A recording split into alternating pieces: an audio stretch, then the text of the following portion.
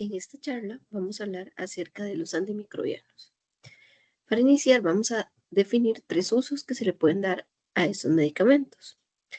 Tenemos por un lado la terapia profiláctica, que es aquella terapia que se asigna a un paciente sin que haya desarrollado una infección, debido a que tiene un alto riesgo de adquirirla.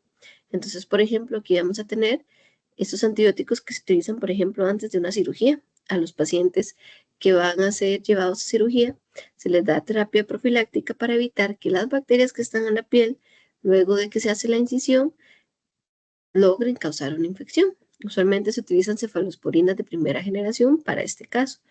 Otro ejemplo es, por ejemplo, es en embarazadas. Cuando sale el tamizaje por estreptogaláctico positivo y el bebé va a nacer por parto, entonces, antes de que nazca, se le va a poner una dosis, casi siempre es ampicilina y intravenosa. Y si el bebé no ha nacido en las 4 siguientes horas, se vuelve a aplicar otra dosis. Esto es para evitar que el bebé, lo que va a hacer es disminuir la carga bacteriana y evitar que el bebé haga una infección. También en pacientes con cirugía, con terapia inmunosupresora, ¿verdad? Se le va a dar este antibiótico. Entonces son antibióticos que se utilizan para evitar que ocurra una infección. El paciente aquí no tiene infección, en realidad son pocos los casos en donde se recomienda esta terapia profiláctica. Luego tenemos la terapia empírica.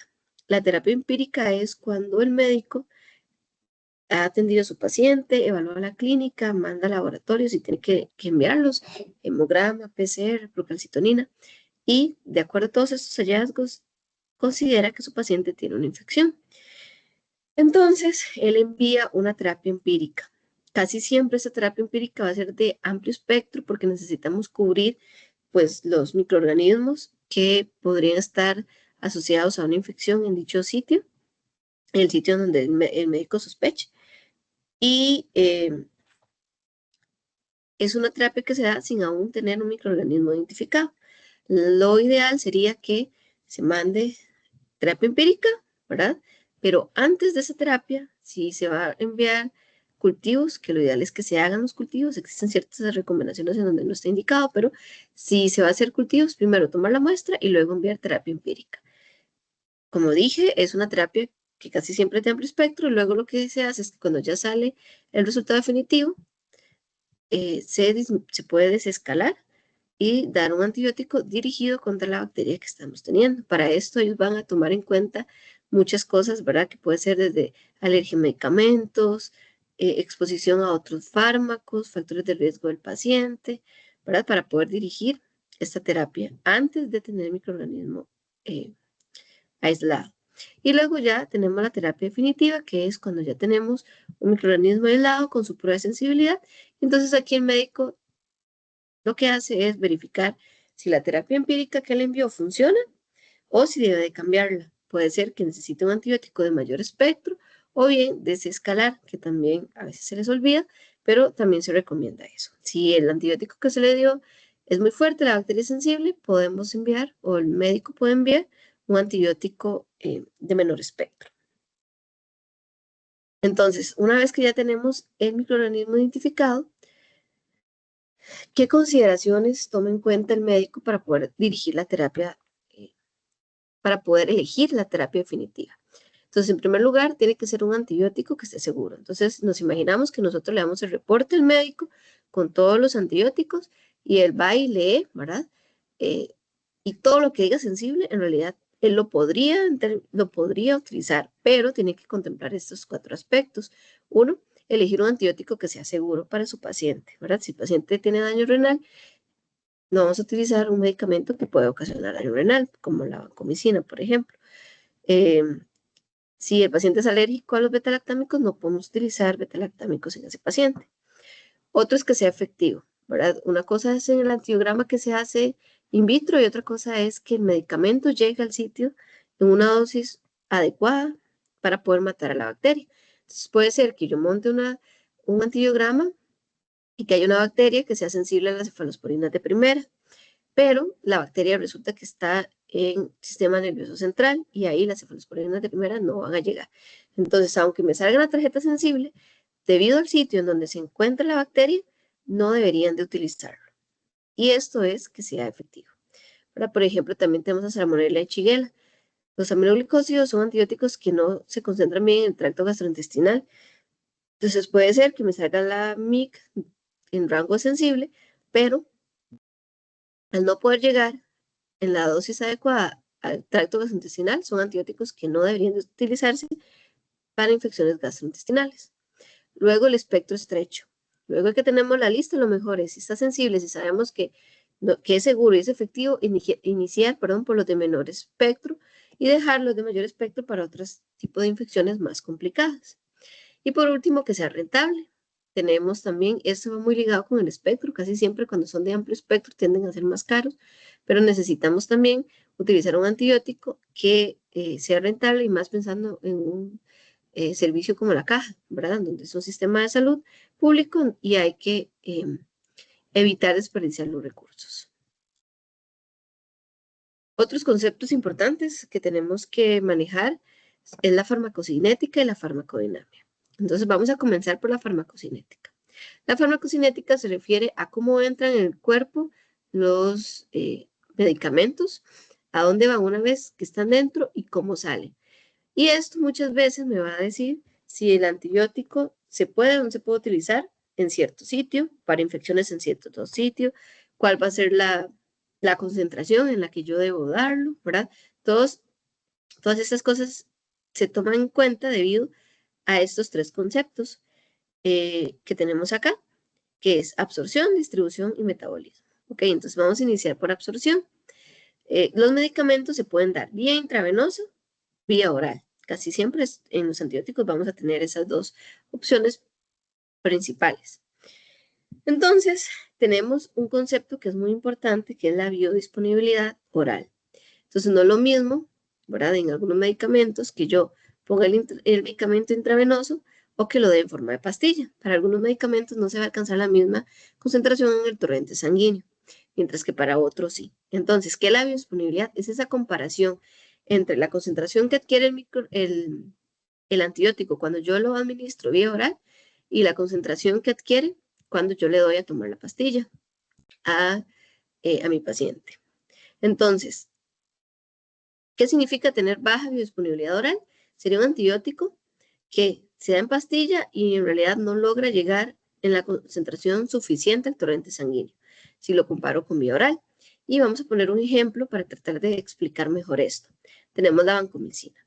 La vancomicina es un antibiótico que sirve cuando tenemos un Staph aureus meticilino resistente, ¿verdad? Que es un Staph aureus que ha modificado sus PVPs y entonces no sirven los betalactámicos y hay que recurrir a antibióticos como la vancomicina.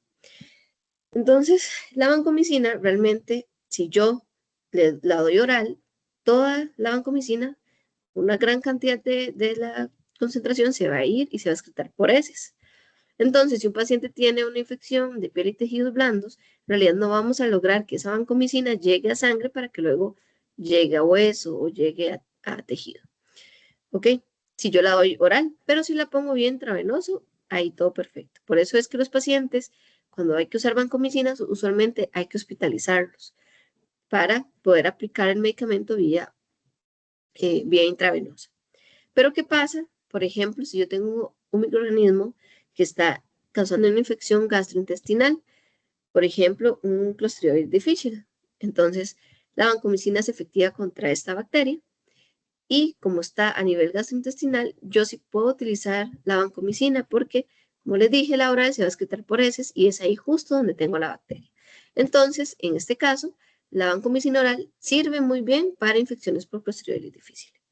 Ok, entonces, esos aspectos son importantes para considerar incluso la vía de administración. El metronidazol, el linezolid tiene muy buena biodisponibilidad, la ciprofloxacina también. Entonces son antibióticos que se pueden dar oral, ¿verdad? ¿Por qué es importante? Porque el paciente se puede ir para la casa. Si no tiene buena biodisponibilidad, hay que hospitalizarlos, como por ejemplo los aminoglicósidos, para ponérsela vía intravenosa y alcanzar la concentración que requerimos para matar la bacteria vía intravenosa.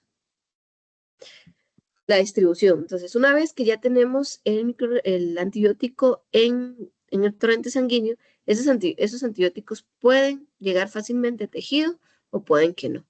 En el torrente sanguíneo también tenemos proteínas, ¿verdad? Y antibióticos que se van a unir a esas proteínas y eso limita también la llegada a los tejidos, ¿verdad? Entonces, un ejemplo de eso son los betalactámicos que tienden a unirse a proteínas. Existen los de primera generación, que como les mencionaba al inicio, no llegan también, por ejemplo, al líquido cefalorraquídeo, pero tenemos las cefalosporinas de tercera generación como ceftriaxona, en donde si bien es cierto, a la dosis estándar no va a llegar la cantidad necesaria, si aumentamos un poquitito la dosis, llega perfecto al líquido cefalorraquídeo. También existen ciertos fármacos que van a llegar a ciertos compartimentos. Por ejemplo, los macrólidos. Los macrólidos es como la acitromicina que se utiliza mucho para infecciones respiratorias. Incluso los macrólidos es una de las mejores terapias para micobacterias no tuberculosas. Y esto se debe a que ellos se concentran bastante bien en los macrófagos alveolares. Entonces, si el antibiótico alcanza una buena concentración en macrófagos alveolares y ahí es donde tenemos los patógenos, ¿verdad? En caso de infecciones respiratorias, pues sería un fármaco perfecto para estas situaciones. Luego también hay que considerar el flujo sanguíneo, ¿verdad? Recordarán que el antibiótico necesita llegar al flujo sanguíneo para poder distribuirse a los tejidos. Y entonces todo aquello que afecte el flujo sanguíneo va a limitar también la distribución de los medicamentos. ¿Como qué cosas? El shock séptico, abscesos, necrosis, obesidad. Cuando tenemos un absceso, no es nada más de dar tratamiento, sino que ese absceso hay que drenarlo. ¿Por qué hay que drenarlo? Porque el absceso se convierte en un sitio cerrado, en donde hay células inflamatorias, bacterias, incluso fibrosis, ¿verdad?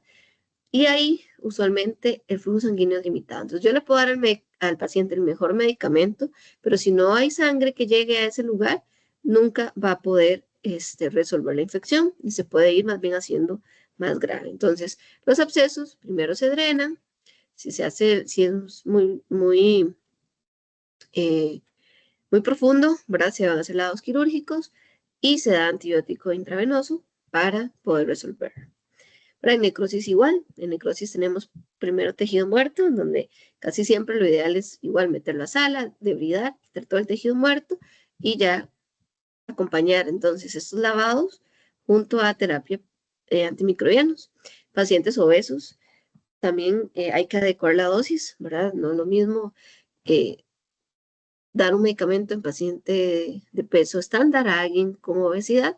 Hay que considerar el cambio de dosis en estos pacientes. Y ahora, bueno, una vez que el medicamento ya logró distribuirse, tiene que excretarse, ¿verdad? Entonces, tenemos antimicrobianos que en esos sitios en donde se elimina alcanzan una alta concentración. Un ejemplo es la nitrofurantoína. La nitrofurantoína es un antibiótico que se utiliza para infecciones del tracto urinario. Es el único uso porque es el único lugar en donde alcanza la concentración suficiente para matar a la bacteria. Entonces, y se utiliza específicamente para cistitis cuando es a nivel de vejiga. Entonces, cuando tenemos una infección, una cistitis en una paciente en edad reproductiva que no ha tenido infecciones a repetición, es un cuadro simplemente de cistitis, entonces se le puede dar nitrofurantoína. La nitrofurantoína se concentra muy bien a nivel de vejiga y con eso usualmente resuelve. También si hay daño en algún órgano donde se va a excretar el antibiótico, se considera una adecuación de la dosis. Luego tenemos la farmacodinamia. En este caso, más que todo va a ser la interacción que tiene el organismo diana, la forma en que interactúa el antibiótico con su organismo diana, con la bacteria en este caso. Entonces, ¿qué le va a hacer el antibiótico a la bacteria? Si lo mata, entonces tenemos un antibiótico bactericida, o si solo evita el crecimiento, sería un medicamento bacteriostático. Casi siempre los bacteriostáticos van a ir van a tener su efecto a nivel del ribosoma, que es donde se sintetizan las proteínas, pero también necesitamos ver si el medicamento funciona mejor dando una dosis alta, ¿verdad? Que sería concentración dependiente, o logrando dosis más bajas durante más tiempo, que eso sería tiempo dependiente. Y aquí tenemos entonces unos ejemplos de algunos fármacos en donde tenemos que es bactericida y esos son dependientes de la MIC. En la vancomicina es bactericida, pero acá se hace otra relación que es el área bajo la curva sobre la MIC, la vamos a ver un poquito más adelante. Estos que son bactericidas y lo que necesito es, y son concentración dependiente, entonces a veces sea como una dosis carga en donde lo que necesito es llegar rápido a la MIC para que comience a matar a las bacterias. Y los macrólidos, que son bacteriostáticos, la tetraciclina y linezolid, son dirigidos contra el ribosoma, como lo vamos a ver. Y bueno, estos también es el área bajo la curva sobre la MIC para poder predecir su efectividad.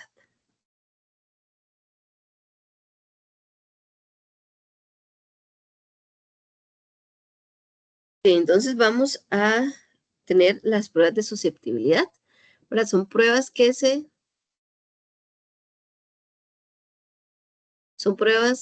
utilizan para ver si una bacteria es sensible, resistente o intermedia, acompañado de estas pruebas con rangos de referencia del CLCI, lo vamos a ver más adelante. Entonces, ¿cómo es que se evalúan estas pruebas? Vamos a verlo acá en esta imagen. Aquí lo que tenemos son concentraciones de antibióticos, diferentes concentraciones. Vamos a verlo desde aquí, desde el menos diluido al más concentrado. Esto para que se lo logren imaginar es cuando hacíamos diluciones dobles. Para hacer diluciones dobles, obviamente vamos a partir de una dilución mayor de 32. Vamos pasando a un tubo, pasamos a otro, pasamos a otro, pasamos a otro, hasta que diluimos. Pero la interpretación vamos a verla de atrás hacia adelante, nada más para que quede claro. Entonces, ven que acá cuando el antibiótico está en muy baja concentración, 0,25, que es la concentración más baja de este juego de tubos, vamos a tener que hay crecimiento, 0,5 hay crecimiento, 1 y 2 hay crecimiento. Pero vean lo que ocurre en 4. Ya en 4 deja de existir microorganismos viables. Y entonces, aquí es cuando ya la dosis del antibiótico logró inhibir el crecimiento bacteriano. Y esto se va a conocer como MIC, la mínima concentración inhibitoria, que en este caso sería de 4. ¿Ok? Ven que aquí en 8, en 16, en 32 ya no creció más. Pero acá sería entonces este antibiótico en particular, para esta bacteria en particular, digamos que era una coli, va a ser de 4.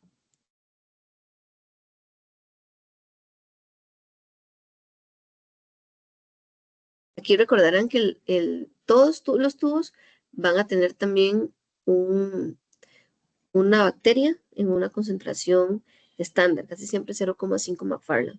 Entonces, ¿qué tenemos en el tubo? Tenemos el antibiótico, algún diluente y la bacteria. Eso se lleva a la incubadora y el otro día vemos si creció o no creció, o a las horas, dependiendo de la técnica que se utilice. Ok, entonces vamos a ver cómo relacionamos esto con las tablas del CLCI. Ok, entonces, al final tenemos que la MIG es de 4, pero yo no puedo decir absolutamente nada de resistencia si no lo interpreto con estas tablas. Y estas tablas son las que es un instituto que en realidad lo que hace es analizar cada año si estos rangos están bien, si hay que cambiar, si hay que eliminar, si hay que hacer alguna modificación. Y son tablas que se actualizan entonces anualmente. Vamos a tener, por ejemplo, pensando en este resultado de acá de 4, que nuestro microorganismo era una Escherichia coli, que el antibiótico es ampicilina. Entonces, la MIC era 4. Vamos a verlo acá. Si es susceptible, es menos de 8. ¿Ok? Entonces, esta MIC hubiese tenido que quedar en menos de 8. 8, 4, 2, 1. ¿Ok? Si es intermedio, sería 16. Entonces, tendríamos que haber tenido hasta acá que todos estos se vieran amarillos y este 16 ya se veía sin crecimiento. ¿Ok? Y más de 32, o sea que todavía aquí este amarillo hubiese sido resistente. Entonces ven que para este caso tenemos una Escherichia coli, el medicamento era ampicilina y la MIC que yo obtuve fue de 4, entonces se ubicaría acá. Entonces para este caso nuestra bacteria sería sensible. Ve que aquí dice susceptible. Vamos a cambiar a levofloxacina. Entonces, dice que levofloxacina igual, mantener el mismo microorganismo, para que sea sensible tiene que estar menos de 2. O sea, menos o igual a 2. Y acá ya se hubiese visto como este color, sin crecimiento. No se vio así, ¿verdad? Está con crecimiento, entonces no es susceptible. Si está en 4, que fue lo que nos dio la MIC, ven acá 4, eso sería intermedio. Y si está mayor a 8, sería resistente. ¿Ok? Entonces, para esta Escherichia coli, si tuviésemos esos mismos resultados para la levofloxacina, eso sería intermedio. ¿Ok? Y por último, digamos que en este caso hubiésemos tenido un streptoneumoniae que estaba, que no estaba más bien, o sea, que estaba causando meningitis, ¿verdad? Y queríamos evaluarles FPIM. Ven que para Streptococcus pneumoniae hay 2 rangos, porque recordarán que los antibióticos no llegan también al líquido cefalorraquídeo, entonces hay que variar los rangos. Y si fuese meningitis, ¿verdad? Si estuviera en líquido cefalorraquídeo, son estos rangos de abajo. Y si está en un sitio diferente al líquido cefalorraquídeo, sería estos de acá. Entonces, un streptoneumoniae que esté en líquido cefalorraquídeo, para que sea sensible, tiene que estar menor a 0,5. Para que sea intermedio, tiene que estar la MIC en 1. Y para que sea resistente, más de 2. Entonces, recordando el ejemplo que ya tenemos de los tubos, si la MIC estuvo en 4, para este streptoneumoniae que está en líquido cefalorraquídeo, la MIC sería de 4, o sea, resistente. ¿Ok? Porque aquí ya mayor a 2, ya eso sería resistente. Mayor o igual a 2, ya sería resistente. Y en este caso, entonces, la bacteria está resistente. ¿Qué es lo que quiero que vean? Que va a variar dependiendo de la bacteria y el antibiótico. Entonces, yo no hago nada con tener un valor de la MIC, sino lo introduzco a estas tablas para poder establecer un sensible, intermedio, resistente. Cada numerito que tengo ahí es dependiendo de la dosis a la que se usa el antibiótico, por lo que yo no puedo saber cuál es más resistente, cuál es más sensible, si ambos caen dentro del rango resistente, ¿verdad? Es algo importante también que tenemos que saber y que también hay que transmitírselo a los médicos. ¿Ok? Tenemos otras metodologías, ¿verdad? Tenemos el Kirby-Bauer, que es donde utilizamos un agar estándar, Miller-Hinton, ¿verdad? Tiene que ser un crucero específico, con características específicas, para poder obtener halos, ¿verdad? Aquí lo que voy a poner es, o va a crecer la bacteria totalmente en la placa, luego pongo discos que van a tener antibióticos impregnados en estos discos y por difusión, ¿verdad? Vamos a tener halos. Estos halos, igual, hay que medirlos. Yo no puedo decir nada si no lo comparo con las tablas. Entonces, nuevamente, aquí tenemos una bacteria, un antibiótico y la definición. Aquí no hay MIC, aquí lo que hay son tamaños de halos que me dicen intermedio, resistente o sensible, ¿ok? Entonces, lamentablemente sí, no hay MIC, pero esto es una metodología que funciona mucho. No, no, a pesar de que hay equipos automatizados, no pasa de moda, ¿verdad? Y todavía funciona para ciertos casos. Y luego tenemos el ITES. El ITES sí da MIC, es una tira igual con antibióticos. Y la lectura se hace justo donde termina como este halo, ¿verdad? La puntita del halo. Ahí es donde se hace la medición de la MIC y este sí tiene MIC, ¿verdad? Sí, sí puedo reportar una MIC. Dilución en agar, aquí en este caso lo que tengo es un medio con diferentes concentraciones del antibiótico. Igual tengo una bacteria que se inocula, un McFarland también estándar, 0,5 casi siempre, y igual voy a determinar la mínima concentración en la que crece el microorganismo. Ahora sí, vamos a entrar a lo que serían los mecanismos de acción. Existen 5 dianas, por así decirlo, en las que van a actuar los antibióticos. Uno es la síntesis de pared celular bacteriana, que es quizá el grupo más grande, ¿verdad? Y un poco más tedioso porque es donde están todos los betalactámicos. Además, ahí fue donde actuaba el primer medicamento, en donde actúa más bien el primer medicamento antifúngico, que fue la penicilina. Y a partir de ahí se han ido haciendo varias modificaciones, por eso es donde nos vamos a concentrar un poquitito más, es donde hay más mecanismos de resistencia, es donde hay más problemas de resistencia incluso. Entonces ahí nos detenemos un poquitito más. Luego la inhibición de biosíntesis de proteínas, que es a nivel de ribosoma. La inhibición de síntesis de ácidos nucleicos bacterianos, inhibición de vías metabólicas bacterianas, inhibición de la función de la membrana celular bacteriana. Entonces vamos a ver uno a uno todos los antibióticos que actúan en todos estos sitios. Ok, entonces la inhibición de la síntesis de pared celular.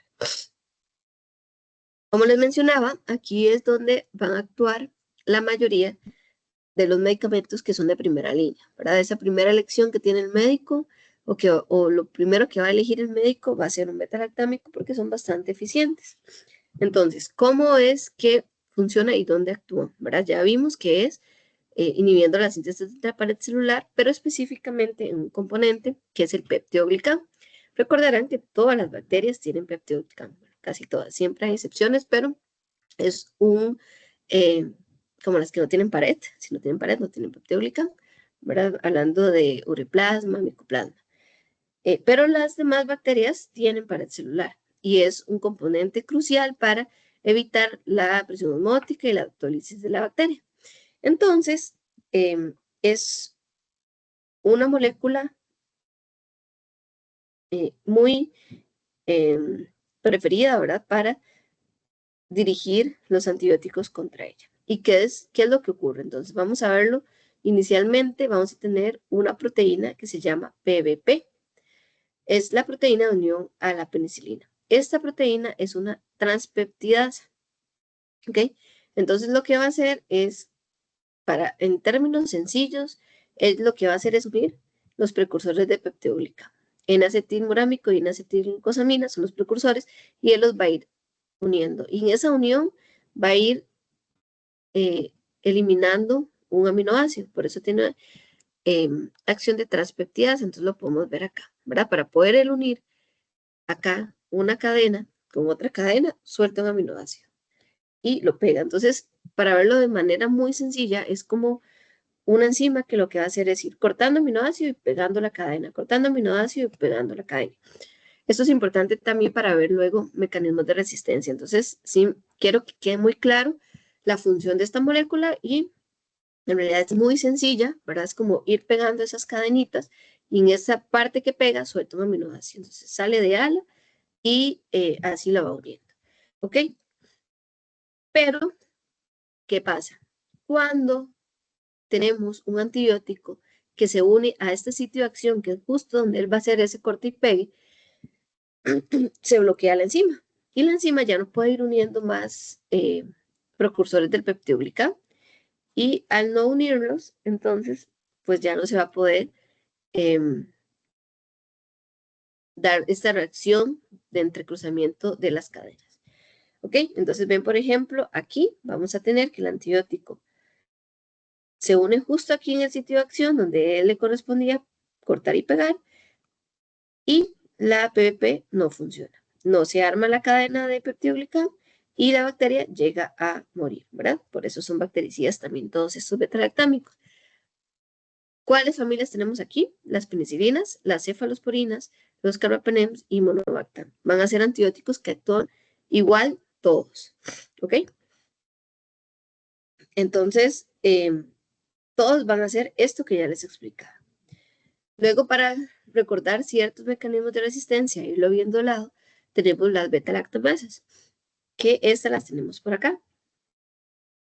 Las beta-lactamasas van a ser como estas enzimas que se van a comer al beta-lactámico, ¿verdad? Entonces, tenemos el beta-lactámico, que antes de que llegue a las PPs, son comidos por las beta-lactamasas y pues no llega a su sitio de acción y no hace efecto. Ok, tenemos diferentes beta-lactamasas, desde algunos con espectros reducidos hasta de amplio espectro. Y esto es uno de los mecanismos de resistencia a los beta-lactámicos. Otro mecanismo de resistencia, ¿cuál puede ser? Modificación de estas PBP. Ya los beta-lactámicos, por ejemplo, las penicilinas, conocen a este tipo de PBPs, pero si la enzima es modificada por la bacteria, no logra reconocer no se logra unir aquí. Digamos que en lugar de que sea rectangular es un rombo. Entonces ya no se puede, digamos, el espacio va a ser, lo modifica la bacteria, el espacio acá, y como es rectangular, en realidad no logra reconocer el sitio de acción y hay resistencia, y eso sería entonces una modificación de las PB. Por ejemplo, Staph aureus tiene una PB2 modificada, en donde los betalactámicos no la van a reconocer y por lo tanto no se va a detener este flujo. ¿Ok? Entonces ya vimos mecanismo de acción de los betalactámicos y de cierta manera también los mecanismos de resistencias, ya sea betalactamasas o PBPs, enfocados a betalactámicos, ¿ok? Porque también existen otros mecanismos en donde la bacteria tiene porinas que limitan el acceso del medicamento o bombas de flujo que lo sacan, ¿verdad? Entonces, eso también son otro tipo de mecanismos, pero estos son como más específicos, las betalactamasas, enzimas que degradan el antibiótico, las PBP, modificación de esas enzimas que cortaban y pegaban. Ok, entonces aquí en los que inhiben la pared celular tenemos los betalactámicos, que ya vimos el mecanismo de acción, y la vancomicina. La vancomicina es esto que se ve aquí como negrito. ¿Qué es lo que hace la vancomicina? Recordarán que les dije que para que pudiera unir estas dos cadenas y se diera el entrecruzamiento del peptidoglicán, de las PBPs, quita un aminoácido que se llama DEALA, ¿ok? Que estaba pegadito aquí. Pues la vancomicina pone como un candado. Entonces, lo que va a pasar es que la vancomicina se une aquí, a DEALA, y evita que las PBP puedan soltar ese aminoácido, ¿verdad? Entonces, si no se suelta ese aminoácido, tampoco se va a dar la reacción de transpeptidación y por lo tanto no va a haber ese entrecruzamiento de las cadenas de peptidoglicán. Y entonces es simplemente como imaginarse eso, bloquea y no hay liberación de ala y por lo tanto también se eh, o cesa más bien la síntesis del peptidoglicán. Puede modificarlo, sí, puede haber resistencias, ¿verdad? Ve que aquí les mencionaba que era de ala, pero hay bacterias que han adquirido genes en donde la resistencia, genes de resistencia, en donde en lugar de ala está de lac, y ven que ya aquí esto no encaja aquí. Entonces, estas bacterias se vuelven resistentes. Algo súper importante también es que la vancomicina, esto es una pared de Gram negativo. La vancomicina va a ser, es una molécula muy grande y por lo tanto no logra entrar por porinas y no logra ingresar al espacio intracelular de las gram negativas. Entonces, todas las bacterias gram negativas tienen resistencia intrínseca a los aminoglicosidos, ¿verdad? A los, perdón, glicopéptidos, en este caso la vancomicina. Entonces, la vancomicina es un antibiótico que va a funcionar solo para cocos gram positivos, no sirve para bacilos gram negativos, porque no ingresa a las células. Y por otro lado tenemos también la fosfomicina. La fosfomicina es un antibiótico que se utiliza en infecciones no complicadas de vías urinarias parecidas a la nitro, de hecho el uso es muy similar.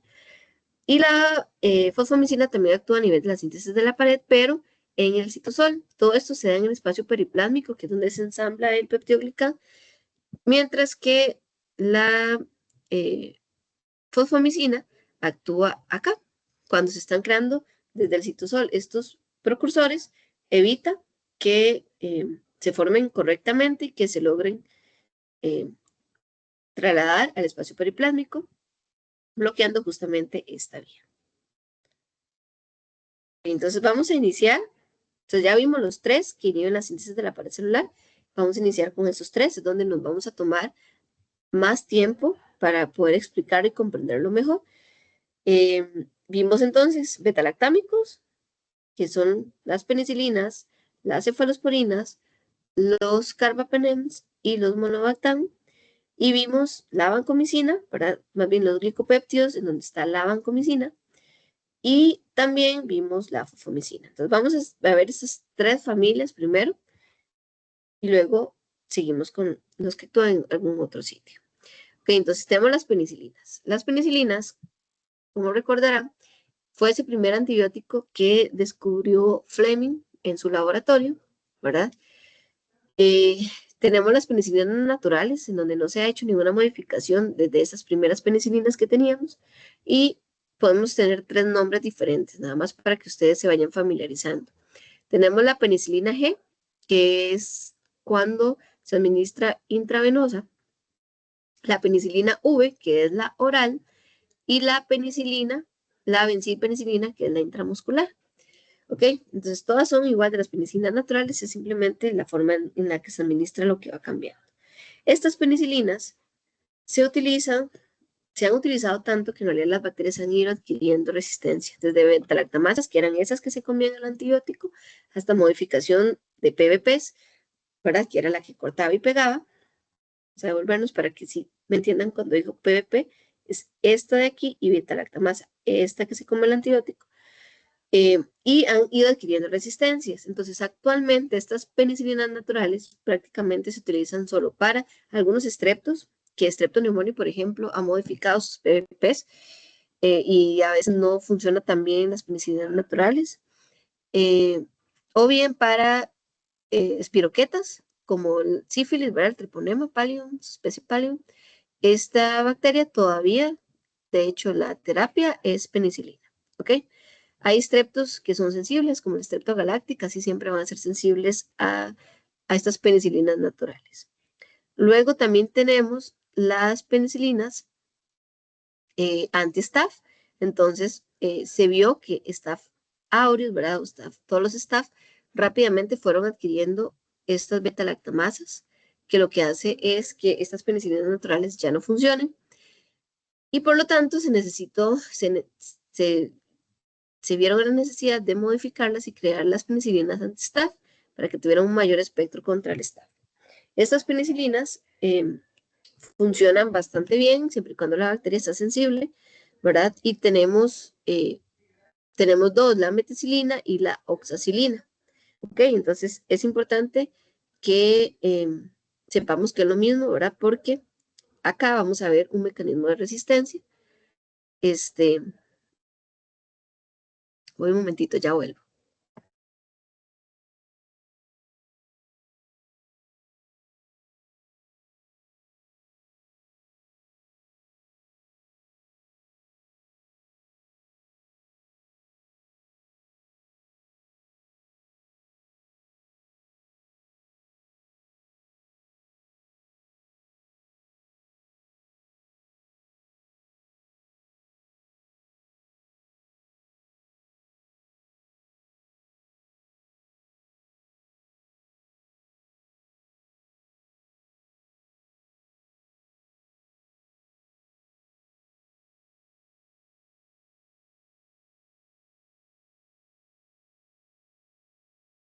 ¿Ok?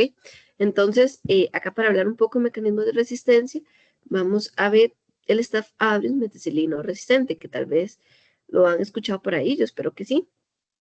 Es el Staph aureus en el cual no funciona, y bueno, al inicio lo comentamos, de hecho, no funciona los beta-lactámicos, ¿ok? Entonces, ¿qué tiene Staph aureus meticilino resistente de diferente?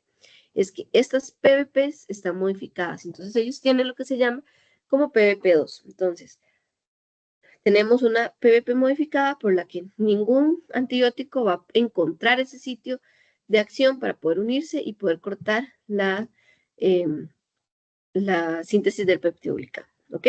Entonces, cuando tenemos un Staph aureus meticilino resistente, no se puede utilizar ningún beta-lactámico, ni siquiera estos, ¿verdad? Ven que, como les dije, tenemos la oxacilina y tenemos la meticilina. Es igual, ¿ok? Porque es importante saberlo. Más que todo pensando en un reporte, ¿verdad? En donde, vamos a ver por acá, en un reporte de laboratorio, nosotros vamos a tener esto. Estos son Staph aureus. Tenemos 2 indicadores de resistencia a meticilina. La detección de cefoxitina, que cefoxitina es una cefalosporina segunda generación, pero funciona más bien para detectar este tipo de resistencia, y la oxacilina. Ven que aquí en ningún lado dice meticilina, pero es más conocido el Staph aureus meticilino resistente. Entonces tenemos que saber que aunque no haya una meticilina aquí, la oxacilina es el indicador de esa resistencia a meticilina. ¿Ok? Entonces vamos a tener casos en donde los dos van a ser positivos y va a ser la mayoría de los casos, pero también podemos tener casos en donde este esté sensible, pero la cefoxitina esté positiva, ¿verdad? Entonces ahí ya vamos a tener que recurrir a otras pruebas, ¿verdad? A veces si hay un agar, hay agares, cromoagares, en donde va a crecer el Staph aureus meticilino resistente, crece con un color muy bonito, como verde agua. Entonces, si a mí me sale esta incoherencia, por así decirlo, lo que hago es rayarlo en esos agares y volverlo a montar. Repetir una vez más, ojalá que mi afárla esté lo más cercano al 0,6% y lo repito. Si, por ejemplo, se sigue manteniendo de que esté positivo y esto está sensible, entonces, y me crece inmersa, entonces yo ya sé que está positivo y lo reportaría como Staph aureus meticilino resistente. Pero si al hacer eso no me crecen en los medios y casi siempre al repetirlo ya dan los dos negativos, sería un Staph aureus meticilino sensible. En este caso tenemos un Staph aureus meticilino sensible. Ven, por aquí también podemos ver la penicilina, que era la que les comentaba, que es una penicilina de las primeras que se crearon, de las naturales, y este aureus en particular está sensible para ellas. Pero también tenemos aureus en donde tiene beta-lactamasa y va a estar resistente para estas, pero sensible para oxacilina y meticilina. Y también tenemos los casos en donde está resistente para las tres. ¿Ok? ¿Cuáles son los genes responsables? El gen MEC-A y MEC-C. Son dos genes que pueden ocasionar esta resistencia a meticilina en el Staph aureus. Luego tenemos las aminopenicilinas. Las aminopenicilinas son igual penicilinas que han sido modificadas y pensando ampliar el espectro a bacilos gram negativos, ¿verdad? No sirve también no sirve, de hecho, no son útiles para Staph ni pseudomonas. Y en un inicio funcionaba bien contra bacilos gram negativos, pero lamentablemente estos bacilos gram negativos han ido adquiriendo beta-lactamasas que las hacen resistentes, ¿verdad? Entonces vamos a ver cuál es la idea que han tenido para poder seguirlas usando, ¿verdad? Acompañadas por un inhibidor, que vamos a verlo más adelante. Acompañado por un inhibidor, se ha logrado usarlas en gram negativos, pero así, solitas, ahorita la resistencia anda como de un 70-80% en gram negativos. En cuáles sí son útiles todavía, y es de hecho el tratamiento de elección, en los enterococos. Cuando tenemos un enterococos, se puede utilizar principalmente ampicilina y más si son infecciones graves, se puede combinar con aminoglucosio, lo vamos a ver más adelante por qué.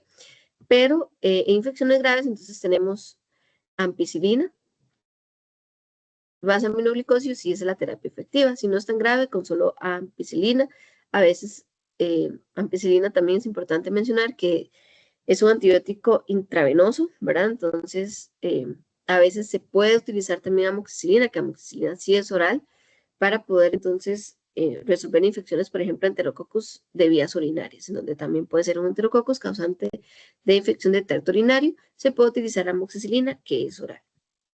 ¿Cuál probamos en el BITEC? En el BITEC probamos la intravenosa para gram positivos. Para gram negativos ya ni siquiera está en la tarjeta, porque como les mencionaba, existe mucha resistencia a estas aminopenicilinas así tal cual. Luego tenemos las penicilinas anti-pseudomonas. Entonces ven que dije que aquí no sirven contra pseudomonas este tipo de penicilinas, pero sí podemos encontrar otras, como piperacilina. De igual forma, no se utilizan solitas porque sí existen beta-lactamasas que inhiben a esas penicilinas, pero se puede combinar con un inhibidor de beta-lactamasa, que es lo que vamos a ver a continuación. Entonces, vamos a pasar a este otro tipo, en donde tenemos una penicilina con un inhibidor. Entonces, quiero que vean este diagrama un momentito, en donde aquí tenemos que las bolitas amarillas es el beta-lactámico y las bolitas azules es un inhibidor de beta-lactamasa. Imaginémonos que esto viene en un frasquito todo junto, ¿verdad? No es que viene por un lado el inhibidor y por el otro lado la penicilina. todo está en un mismo fármaco que se aplica al paciente, pero la función va a ser un poco diferente. Entonces, vamos a tener que el antibiótico ingresa también el inhibidor, pero el inhibidor va a ir y va a ir a buscar a las beta-lactamasas y saturar sus sitios de acción. Entonces, es como si el inhibidor lo que hace es entretener a las beta-lactamasas para que el antibiótico pueda ir y buscar a sus PBPs, ¿verdad? Que eran donde decía su efecto, y igual bloquear el sitio de unión de las PBPs y parar la síntesis del peptidoglicano. ¿Ok? Entonces, en resumen, el betalactámico se encarga de las betalactamasas, el antibiótico busca su molécula blanca y hace efecto. ¿Ok? Y eso es lo que hace y lo que se ha hecho entonces para poder seguir utilizando las penicilinas, las aminopenicilinas en gram negativos. Algo súper importante es que la presencia de este inhibidor no potencia el efecto del antibiótico. El antibiótico tiene que ser efectivo contra la bacteria solito para que cuando esté junto al inhibidor, lo que haga el inhibidor es simplemente entretener las betalactamasas y el antibiótico que haga su efecto, ¿verdad? Entonces, nuevamente, no mejora la actividad, lo único que hace es permitir que el betalactámico haga su efecto en las PBPs. Ahora, también existen mecanismos de resistencia, ¿verdad? Las bacterias siempre lo han hecho. Por ejemplo, ¿qué pasa si yo tengo muchas betalactamasas, ¿verdad? Entonces, puede ser que todas las betalactamasas que tenga mi bacteria sirva tanto para que el inhibidor se una, pero también que el antibiótico se una. Entonces, cuando hay muchas betalactamasas, un aumento en estas betalactamasas, también podría haber resistencia, ¿verdad? Entonces, hay tanta betalactamasa que toda trata de agarrar tanto el inhibidor como el antibiótico y hay resistencia. Es un mecanismo de resistencia también para este tipo de antibióticos. ¿Cuáles ejemplos tenemos aquí? Por ejemplo, tenemos piperacilina tazobactam, que es de estas antipseudomonas. Piperacilina es antipseudomona y tazobactam sería el inhibidor, ¿verdad? Entonces, en este caso, estos azules va a ser el tazobactam que entretiene a las beta-lactamasas para que piperacilina pueda unirse a las PBPs. Otra vez, ¿quiénes son las PBPs? Para no perdernos, son estas de aquí. Entonces, aquí estaría la piperacilina unida y haciendo su efecto. Tenemos también ampisulbactam. Ampisulbactam es una molécula que en realidad es cara cuando se va a asignar, o sea, la compra de ese medicamento es caro. Es una molécula que también produce mucha alteración de la microbiota y sirve contra anaerobios. Entonces, en algunas infecciones contra anaerobios podemos tener ampisulbactam. Y bueno, aquí teníamos el agar que les mencionaba. Este es un agar en donde vamos a tener el crecimiento de Staph aureus meticilino resistente. Entonces, si viera así como este color verde, está positivo. Si no crece, está negativo. Y sería entonces meticilino sensible. Estas penicilinas que vimos, en general los betalactámicos, van a ser, nada más para que lo tengamos presente, clínicamente más efectivos que la vancomicina. Entonces, si tenemos un staff meticilino sensible, lo ideal es que utilicemos algunas opciones que mencionamos acá o las que vamos a ver en la otra diapositiva, antes que usar vancomicina.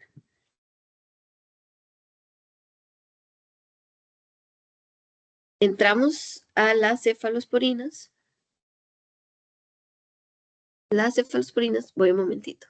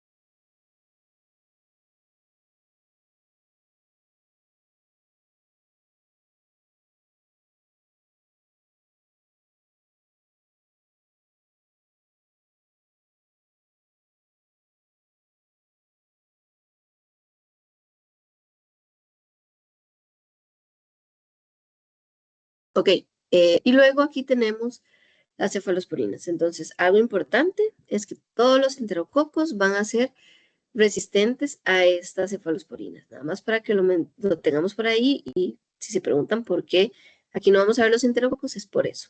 Los enterococos tienen resistencia intrínseca a las cefalosporinas. Tenemos las de primera generación. Entonces, estas de primera generación son cefalosporinas que se utilizan más que todo para cocos. Su espectro es más que todo para Streptococcus y Staphylococcus. Cuando ustedes ven como estas cadenitas, eso significa Streptococcus, y estos racimos significa Staphylococcus, ¿ok? Entonces, las de primera generación van a servir bastante bien para aureus, siempre y cuando sea meticilino sensible, ¿verdad? Que significa que no tienen las PVP modificadas. Se utiliza en profilaxis para cirugía, ¿verdad? Como les comentaba, cuando un paciente va a una cirugía, se hace una incisión y tenemos que evitar que las bacterias de la piel, que casi siempre van a ser staph, hagan una infección del sitio quirúrgico. Y entonces, a la mayoría, existen algunas indicaciones en las que no, se va a utilizar una dosis única de cefazolina, una dosis única, pero también hay que contemplar si hubo sangrado, el peso del paciente y todo, pero usualmente solo una dosis antes de la cirugía, 30 minutos antes, usualmente, de cefazolina, como profilaxis de cirugía. Luego tenemos que estas infecciones no llegan al sistema nervioso central, ¿verdad? Entonces, aunque en la tarjeta, yo tengo la tarjeta, la estoy evaluando y me es sensible, muchas veces no se puede utilizar en caso de que la bacteria esté a nivel del sistema nervioso central. Tenemos también otra indicación, ¿verdad? Vea que aquí les estoy diciendo que principalmente sirve para cocos, ¿verdad? Pero también se puede utilizar las cefalosporinas de primera generación cuando tenemos bacilos gram negativos causando infección de orina, entonces una Escherichia coli, por ejemplo. Si yo hago la PCA, el BAIT lo que prueba es cefazolina, pero cefazolina es intravenosa. Si yo hago la PCA y me da sensible, se puede utilizar cefalexina siempre y cuando no sea una infección de tracto urinario complicada. Entonces, para infecciones no complicadas, se puede utilizar cefalexina oral para infección de tracto urinario, pensando incluso en gram negativos. ¿Okay? Luego también tenemos las cefalosporinas de segunda generación, en donde vamos a tener, que en realidad se usa poco, el Vytec no prueba ninguna de esas cefalosporinas. Tenemos aquí la cefoxitina, que la vimos como indicador en el MRSA. La cefoxitina sirve contra neroides y algunos de los usos es contra hemófilos, contra Neisseria, pero en realidad no se utiliza tanto. Tenemos las de tercera generación. Aquí ya se amplía un poco más el espectro hacia gram negativos, ¿verdad? Entonces son antibióticos que funcionan mejor para gram negativos, menos para gram positivos. Y tenemos dos principales que se utilizan y que se prueban en el Vytec, que va a ser ceftazidime y ceftriaxona. Entonces, ceftriaxona es un antibiótico que sirve para bacilos gram negativos, excepto pseudomonas, y ceftazidime es un antibiótico que funciona muy bien para pseudomonas. Okay, entonces, ya cuando en algún momento se vea el antibiograma selectivo, ese tipo de medicamento que sirve contra pseudomonas lo vamos a guardar solo para infecciones de pseudomonas. Entonces, yo tengo una Escherichia coli que es sensible a ceftriaxona, sensible a ceftazidime. Yo al médico le doy el resultado de ceftriaxona, pero no le doy el resultado de ceftazidime, ¿verdad? Para tratar de que él no lo use. Esas son estrategias de prevención de la resistencia. Ok, entonces tenemos que va a servir, ¿verdad? De cierta forma, sirve contra el Streptococcus aún y contra el staph, pero contra el staph hay que aumentar la dosis. Si usualmente se utiliza 1 gramo por día, aquí tiene que utilizarse de 2 a 4, porque tienden a ser un poco más resistentes.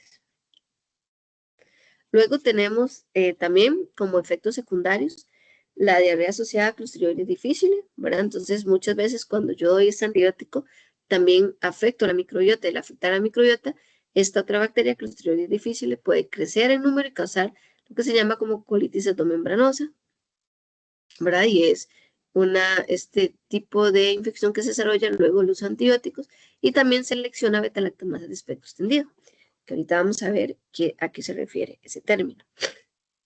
Y otra de las características de una que ya lo hemos mencionado es que no alcanza también, recuerden que se unen mucho proteínas, entonces no alcanza también concentraciones a nivel del sistema nervioso central si se usa la dosis usual, que es 1 gramo.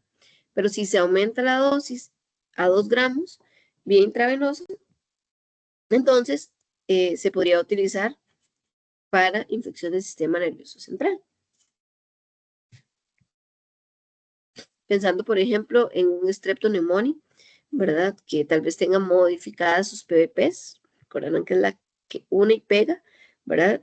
Al tenerlas modificadas, ya no se puede utilizar, no se necesita utilizar otro antibiótico. Usualmente las que se utilizan son las cefalosporinas de tercera, a una dosis más alta, para que pueda llegar en concentraciones suficientes. Luego tenemos las de cuarta generación. Las de cuarta generación vamos a tener acá acefepime. Las de cuarta generación sí es como más de amplio espectro, entonces ven que sirve contra Bacillus gram-negativos, sirve contra Pseudomonas, sirve contra Streptococcus, sirve contra Staphylococcus. Y pues esta es como una cefalosporina de mayor espectro. Ahora nos vamos a detener un momentito para ver la resistencia, ¿verdad? Entonces siempre es importante ver la resistencia que puede existir en este tipo de antibióticos. Entonces vamos a pensar en bacilos gram-negativos. En bacilos gram-negativos existen 2 mecanismos de resistencia que son muy importantes, que son las beta-lactamasas de espectro extendido. Las beta-lactamasas recordarán que es la molécula que se come el antibiótico, ¿ok? Entonces, esta es igual una molécula que se come el antibiótico, pero su espectro es mayor. Entonces, cuando tenemos una bacteria con esta beta-lactamasa, no va a funcionar ni las cefalosporinas de primera, ni las cefalosporinas de segunda, ni las de tercera, ni las de cuarta generación. Ninguna cefalosporina se puede utilizar. Se han hecho estudios en donde puede ser que en el VITEC me salga sensible, pero si yo las utilizo, va a haber falla terapéutica. Entonces, el VITEC tiene un indicador que es de beta-lactamasa espectro, sirve para Escherichia coli, sirve para Klebsiella pneumoniae y funciona pues, bastante bien, no hay que confirmarlo si nos da positivo. Pero cuando tengamos ese indicador positivo, sabemos que todas las demás cefalosporinas van a ser resistentes. Tenemos un segundo mecanismo de resistencia que es AMC. AMC es como parecido, es genera resistencia a las cefalosporinas, solo que me va a generar resistencia a estas cefalosporinas de tercera. Por lo tanto, no puedo utilizar de primera, ni de segunda, ni de tercera, pero me deja la opción de utilizar una cefalosporina de cuarta. Con esto la AMC es todo un tema porque también tenemos algunas bacterias que dentro de su cromosoma, estas cepas, estos mecanismos de resistencia a veces vienen en plásmidos, casi siempre en plásmidos, ¿verdad? Pero tenemos bacterias que dentro de su cromosoma tiene AMC, pero estas AMC están reprimidas, digamos, es como si el gen estuviera apagado, ¿verdad? Entonces lo más que se va a generar es una resistencia a las cefalosporinas de primera, pero las demás se pueden utilizar. ¿Qué es lo que pasa? Que muchas veces el antibiótico funciona como un inductor de esta resistencia. Entonces, si yo utilizo un antibiótico beta-lactámico, podría ser que este gen, como que está dormido, se despierte, por así decirlo, y comience a sintetizar AMC y haya falla terapéutica. Okay, entonces, es importante saberlo, tenerlo presente, de que tenemos cepas como Enterobacter cloacae, Klebsiella aerogenes, Citrobacter freudi, en donde puede ser que me salgan sensibles, pero a la larga haya fallo terapéutico por la presencia de AMC. En orinas, usualmente, en realidad, el efecto no es tan significativo, pero si ya tenemos una infección sistémica, aquí sí es importante, como cuando detectamos estas especies, poner la nota de que el médico sepa que puede ser que haya una desrepresión de la AMC cromosómica propia especie. Existen otras bacterias que tienen AMC, pocas veces son clínicamente significativas, pero también para que lo tengan presente, como Serratia, Providencia, Morganella, tienen a tener también estas C cromosómicas, y en el Biter nos van a dar resistencia a las cefalosporinas de primera, debido a la C. Ok, luego vamos a devolvernos un poquitito, de que ya aquí estamos hablando de bacilos, nos devolvemos otra vez a los cocos, y tenemos una excepción, ¿verdad? Recordarán que les dije que cuando tengo un aureus, que es meticilino resistencia, no se puede utilizar ningún beta-lactámico, excepto ceftarolina. Ceftarolina es una cefalosporina de quinta generación que es exclusivo contra el MRSA, ¿verdad? Entonces, casi siempre se utiliza para infecciones de piel y tejidos blandos, pero cuando tenemos entonces un Staph meticilino resistente, vamos a poder utilizar ceftarolina. Sirve para estreptococos y tiene cierta acción moderada para enterococos. Es como la única cefalosporina que se podría utilizar en enterococos, pero la efectividad tampoco es como tan bien. Tenemos por este otro lado, igual, cefalosporinas con inhibidor, igual como lo vimos en penicilina con inhibidor, aquí también tenemos cefalosporina con inhibidor. Estas se utilizan casi siempre para microorganismos resistentes a carbapenem. Entonces vamos a tener que, tenemos, por ejemplo, ceftazina avibactam, ceftazina avibactam, ceftarolina tazobactam. Entonces igual tenemos, tal y como lo vimos acá, lo que tenemos son el betalactámico que tiene las betalactamasas, ¿verdad? Que puede ser desde una betalactamasa de espectro extendido a una carbapenemasa igual. Y tenemos el antibiótico que busca sus PBPs para hacer efecto. Entonces, no, para que no nos perdamos en la línea, actúan igual. Una cefalosporina, que sería ceftazidin, y el inhibidor avibactam, o ceftarolina y el inhibidor tazobactam. Algo importante que no les deje aquí son las reacciones de hipersensibilidad. Existen pacientes alérgicos a los betalactámicos, ¿verdad? Pero esta alergia puede ir desde grave hasta leve, ¿verdad? Más bien de leve a grave. Entonces tenemos antibióticos que, pacientes, perdón, en donde no se le puede dar ningún betalactámico, ¿verdad? Porque son alérgicos, la reacción es grave y pueden incluso morir. Pero también están los pacientes que la reacción es moderada. Entonces puede ser que las penicilinas no se puedan utilizar, pero las cefalosporinas sí, ¿ok? Y los carbapenem también. ¿Verdad? Nada más para mencionar eso. ¿Por qué? Porque a veces se incurre a antibióticos de amplio espectro por creer que hay alergias. Primero tiene que ser demostrado. No es lo mismo que diga que es alérgico porque el abuelo fue alérgico, porque la mamá fue alérgica. Cada persona hay que mostrar la alergia a la penicilina porque son los que funcionan mejor, ¿verdad? Pero también existen personas que son alérgicas a las penicilinas, pero no reaccionan igual con la cefalosporina. Nada más para que lo tengan ahí presente. Luego llegamos a las dos últimas familias, que son los carbapenems. Vamos a pensar igual en gram negativos acá. Y vamos a tener que esos antibióticos son los de mayor espectro. Y apenas usted vea resistencia a carbapenem, tiene que imaginarse esto. Una alerta porque algo tenemos que hacer, ¿ok? Van a haber excepciones y las vamos a ver las excepciones también, en donde no tenemos tampoco que alarmarnos por todo, ¿verdad? Vamos a ver entonces que tenemos excepciones a esta resistencia a los carbapenem. Vamos a tener por un lado el ertapenem, que por así decirlo es el de menor espectro de los carbapenems, y el imilmero irdori. Analizando el ertapenem, vamos a tener que es un antibiótico que funciona bastante bien, es una única dosis al día, entonces permite una administración sencilla. Ambos son intravenosos, bueno, ambos grupos, pero no funciona con la Pseudomonas aeruginosa. Pseudomonas aeruginosa es intrínsecamente resistente al ertapenem, tampoco contra Cinetobacter y tampoco contra enterococos, ¿ok?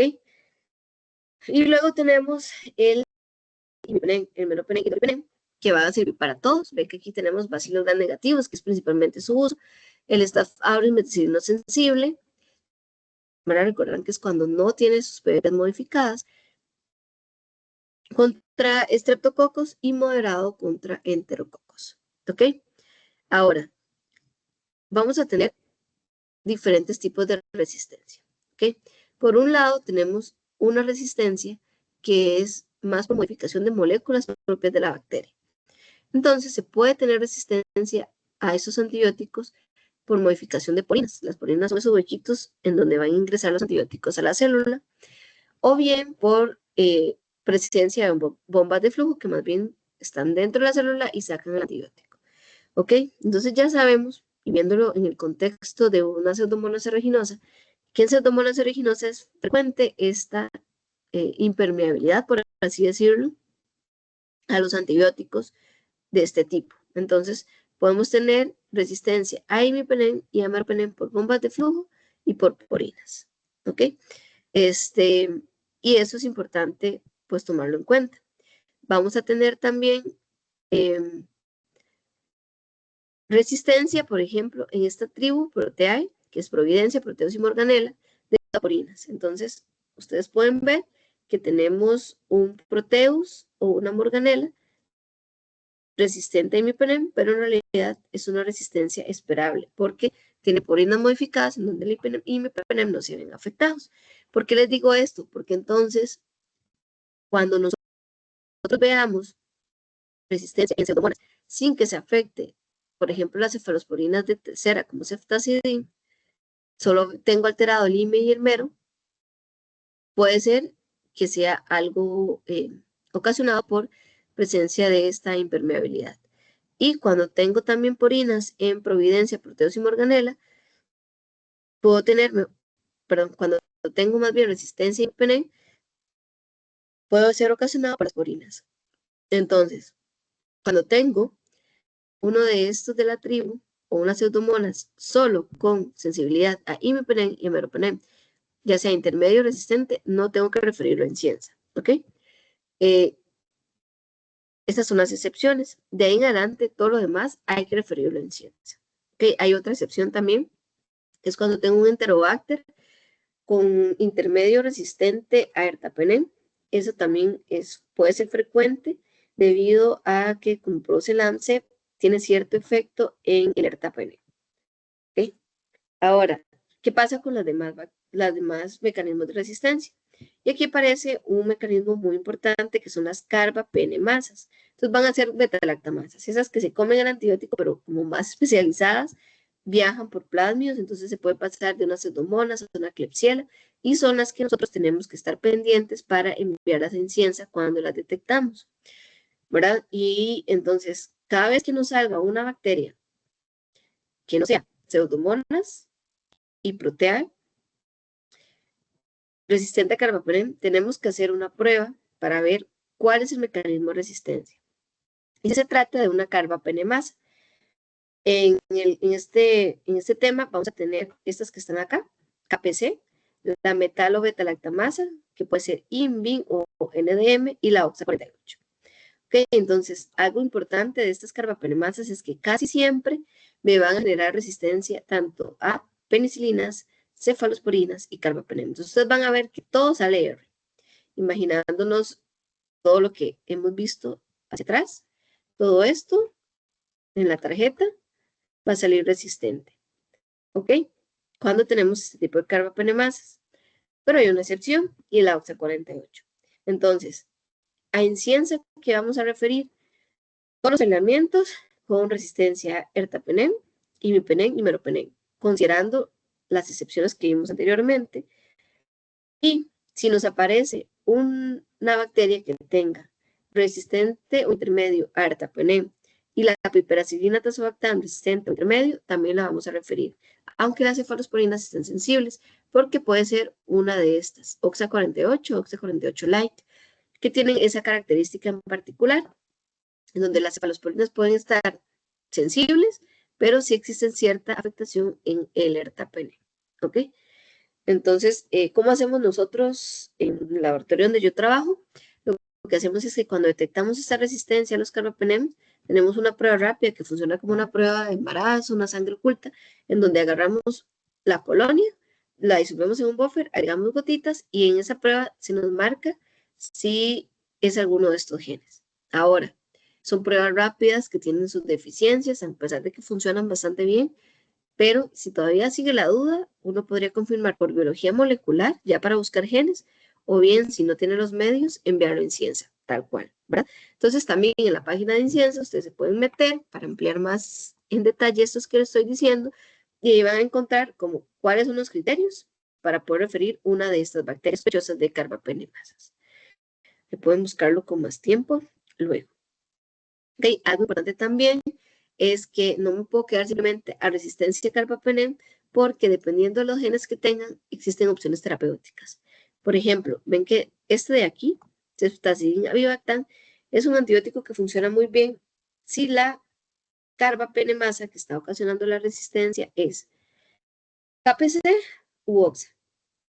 Entonces, el médico, si tiene una KPC, sabe que le puede dar ceftazidime avibactam así solito. Pero si es una de estas, una beta-lactamasa, necesita recurrir a otro antibiótico que es Astreonam. Entonces, usualmente se da en terapia combinada, ceftazidime avibactam con Astreonam para este tipo de beta-lactamasa. Entonces, eso es un ejemplo del por qué. No solo epidemiológicamente es importante ver qué circula en el país y por eso lo enviamos en Inciensa, sino que también hay implicaciones en cuanto a terapia, dependiendo de cuál es el gen que esté ocasionando la resistencia a los carbapenem. Nuevamente, estos en bacilos gram negativos. Estos, bueno, aquí no lo mencioné, pero estos de aquí sirven contra anaerobios también. Y por último tenemos el monobactam, donde tenemos el Astronam. Este antibiótico se ha dejado más que todo para microorganismos resistentes a carbapenem, para ya sea en combinación con otros, incluso solos, pero sí ya sería un antibiótico que se utiliza solo para cuando tenemos microorganismos resistentes.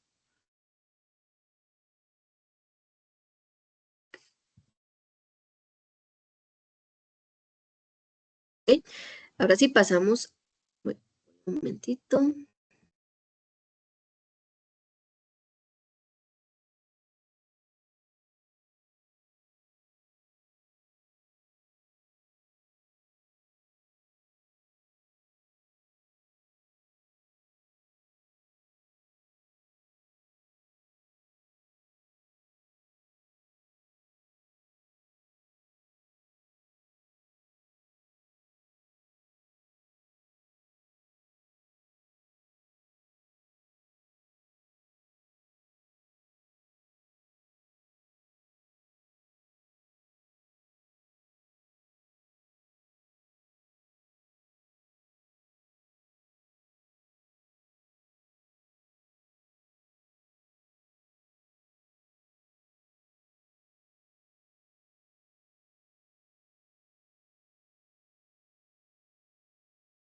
Ok, vamos a continuar con los glicopéptidos, que vamos a verlos, son donde están la vancomicina, que tiene el mecanismo de acción, en donde hace como un candadito para que de ala no se logre soltar y no se logre entrecruzar las cadenas del peptidoglicano.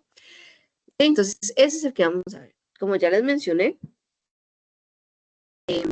sirve para cuando tengo un staph methicilino resistente, ¿verdad? Que tenemos este medio en donde el staph va a crecer de color verde,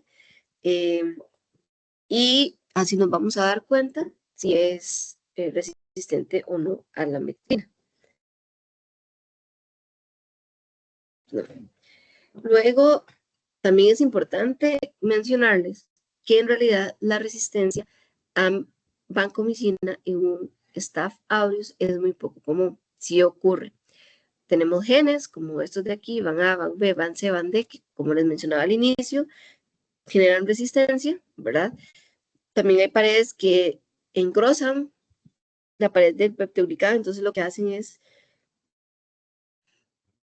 aumentar la MIC, entonces necesito una MIC más alta para que el antibiótico logre ingresar, ¿verdad? Pero la resistencia en sí, de que me da resistente por estos genes, por estos genes que tenemos aquí, es muy poco común, y por lo tanto, cuando nosotros estamos validando en el BITE y detectamos una resistencia a vancomicina, tenemos que confirmar, haciendo un repique y verificando la solución salina que se utiliza para montar el BITE.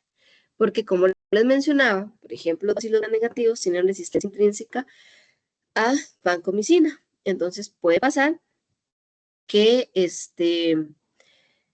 tenga un vancomicina resistente, pero en realidad es porque está contaminado con un bacilo gram negativo y eso me va a dar un falso resistente en el baile. Entonces, en resumen, antes de mandar Inciensa, porque es que lo resistente a vancomicina hay que enviarlo en Inciensa, tenemos que confirmar la pureza y el estado de nuestra solución salina que utilizamos para montar el Vitek o equipo automatizado que montemos.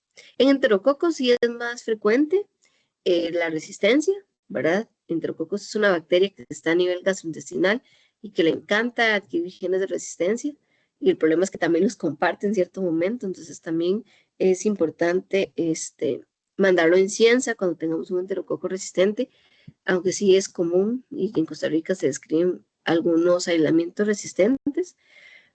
Hay que tener presente que existen algunos que tienen un gen que se llama BAN-C, que hace que el enterococcus en sí sea resistente intrínsecamente, como Gallinarum, Caseliflavus, Flavescens, ¿verdad? Entonces, incluso si en el Vitek estos enterococos me salen sensibles, yo lo tengo que cambiar a resistente porque es una resistencia intrínseca. Les comentaba, ¿verdad? También que la vancomicina es más que todo intravenosa, se va a administrar intravenosa para los staph, ya sea que estén en sangre, en piel, en hueso, pero existe la indicación oral para que es difícil. Es efectiva contra los estreptococos, no sirve contra bacilos negativos y tiene un problema, y es que puede ocasionar daño renal. Y de hecho, la vancomicina es una molécula bastante tóxica, en donde se recomienda que se haga un monitoreo de las dosis a nivel de flujo sanguíneo para poder establecer la mejor terapia para el paciente, de manera que mate la bacteria, pero que no dañe órganos en los pacientes como los riñones. Importante, que ya lo habíamos mencionado antes, si yo tengo un staph meticilino sensible, lo mejor es utilizar betalactámicos, ¿verdad? Penicilinas anti-staph, farosporinas de primera o de tercera, porque tienen mayor efectividad clínica que la vancomicina. La vancomicina vimos que era una molécula muy grande, y esta molécula tan grande podría hacer que no llegue también al sitio, ¿verdad? Y que además es más lento para hacer su efecto. Sí. Y bueno, es importante, eso que le mencionaba de que causa daño renal, se ha creado la necesidad de poder monitorizar los niveles de vancomicina. Y entonces hay formas de calcularlo. Anteriormente se pensaba nada más en la monitorización del nivel mínimo. Entonces llegaba el paciente justo antes de la segunda dosis, cuando el antibiótico está en valle, que sería como esto de aquí. Cuando el antibiótico está en valle, le tomamos la muestra. Esto recordarán que al ser varias dosis, sube aquí, baja, pero vuelve a subir, baja, vuelve a subir. De cierta manera se mantiene en un estado estacionario, ¿verdad? Hasta completar la terapia.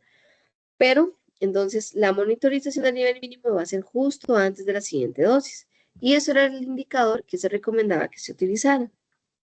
Sin embargo, se vio, ¿verdad?, que tenía que estar entre 15 y 20. Se vio que eso no era suficiente y que tenemos que entonces considerar el área bajo la curva, que es esto, entre la MIC del microorganismo. ¿Okay? Entonces tenemos que haber tenido aislada una bacteria, usualmente, para poder definir cuál es la MIC y poder definir la terapia. ¿Ok? Entonces, esa relación se busca en una calculadora, un software que hace todo el cálculo. El médico no tiene que hacerlo, solo mide los niveles en sangre, mete sus datos. Esa concentración debería estar entre 400 y 600. En ese momento se va a lograr la erradicación bacteriana y la curación clínica. ¿Ok? Es prácticamente uno de los únicos antibióticos en la que se usa esta monitorización de nivel mínimo, principalmente también en terapias muy largas. ¿Ok? Y bueno, ya ustedes saben por qué. Porque es necesario hacerlo de esta forma.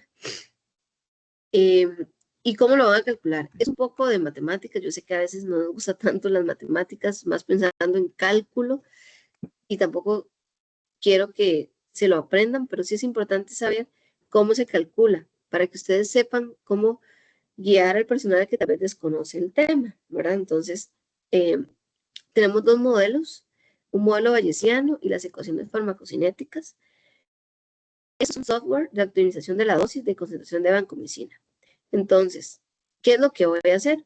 Se va a tomar la concentración de vancomicina en pico y en valle. En pico es cuando alcanza el punto máximo la vancomicina, sería como aquí, y en valle aquí, que es justo antes de la segunda dosis. Se tiene la concentración y se mete en software y el software entonces le dice si se encuentra entre 400 y 600 y si se encuentra entre 400 y 600 está genial. Si está más bajo hay que adecuar la dosis, si está más alto hay que adecuar la dosis. ¿Okay? Y luego tenemos las ecuaciones farmacocinéticas. Esto es un poquitito más complejo porque aquí se necesita recolectar dos concentraciones séricas de vancomicina en estado casi estacionario. Recordarán que aquí les dije que esto viene así como una montañita que baja, sube, y en algún momento esta concentración se va a mantener entre un rango estacionario. Esto ocurre entre la tercera y la cuarta dosis. Entonces, número uno, para poder hacer estas y aplicar las ecuaciones farmacocinéticas, vamos a necesitar que la concentración, que más bien ya se haya aplicado la tercera o la cuarta dosis de vancomicina. Y ahora sí, una vez que ya el paciente está en ese momento, vamos a tener una concentración pico postdistribucional en estado casi estacionario, que va a ser 1 a 2 horas después de la infusión, y la concentración valle, que recordarán es justo antes de la segunda dosis. ¿Ok?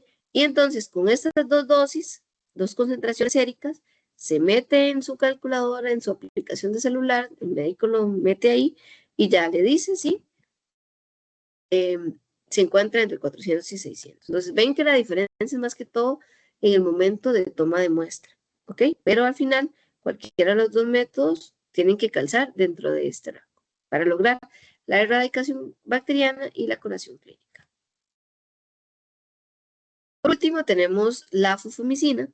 La fufamicina también está a nivel de pared, ¿verdad? Recordarán que es a nivel de citosol. Es un antibiótico que se utiliza para infecciones no complicadas, no se usa para pielonefritis ni urosepsis porque en realidad alcanza concentraciones adecuadas en vejiga para en vejiga únicamente, no se distribuye también a tejido renal. Y nada más como para que sepan cómo se utiliza, es un sobrecito que se toma en las noches preferiblemente para que la orina más bien la fumicina se concentre durante toda la noche, interactúe con la bacteria y logre inhibir su crecimiento y listo. Es una única dosis, un único solecito en la noche y la paciente poco a poco va viendo su mejoría clínica. Tenemos también una opción que es la intravenosa, que se utiliza para infecciones por ácidos gram negativos multiresistentes, ¿verdad? Que también es un uso debido a la resistencia que ha tenido que utilizar en esos casos, ha tenido buenos resultados. Y bueno, en el día a día, ¿verdad? Como lo que en la mayoría de laboratorios y es el que yo uso es el Vitec.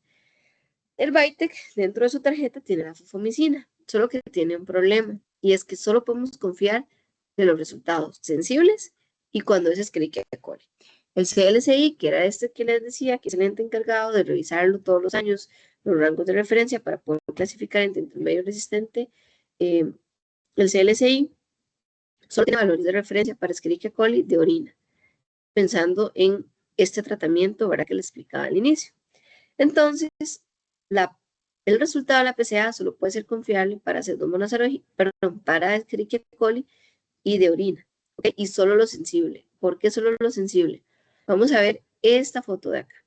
Aquí tenemos un Kirby Bauer en donde lo que hicimos fue poner el disco de fumicina, sembramos la bacteria y vean lo que tenemos aquí. Existe una población que es resistente. Entonces, esta población de aquí que está creciendo podría ser resistente a fufamicina. Sin embargo, la fufamicina se concentra también a nivel urinario, que estas colonias de aquí son despreciables. ¿Ok? Ahora, si yo lo hago por algo, puedo detectar esas colonias pequeñitas, pero si lo hago por el Vitec, no podría detectarlas. Y por lo tanto, puedo tener falsos resistentes. ¿Ok? Sin embargo, no voy a tener falsos sensibles porque es una cuestión de que de esa población, ¿verdad? Me podría generar una resistencia, pero en realidad no es cierta. ¿Ok? Para hacer esto se necesita también, si yo lo quiero hacer así tal cual, porque la idea es entonces, uso Vitec. Si me da sensible, confío en lo sensible. Y si no, uso una metodología para confirmarlo. Que la metodología puede ser Kirby-Bauer, pero necesito que los discos estén suplementados con glucosa fosfato, que a veces es difícil de conseguir. ¿Ok? La fumicina sirve contra Escherichia coli, sirve contra citrobalto, Klebsiella, proteos, enterococos. En realidad tiene una muy buen espectro para las que causan infecciones no complicadas de tracto urinario. No sirve contra saprofíticos porque saprofíticos es intrínsecamente resistente a la fomicina. Eso también es importante que lo tengan presente, ¿ok? Entonces, esta charla vamos a dejarla hasta acá y va a haber una segunda parte con los otros antibióticos.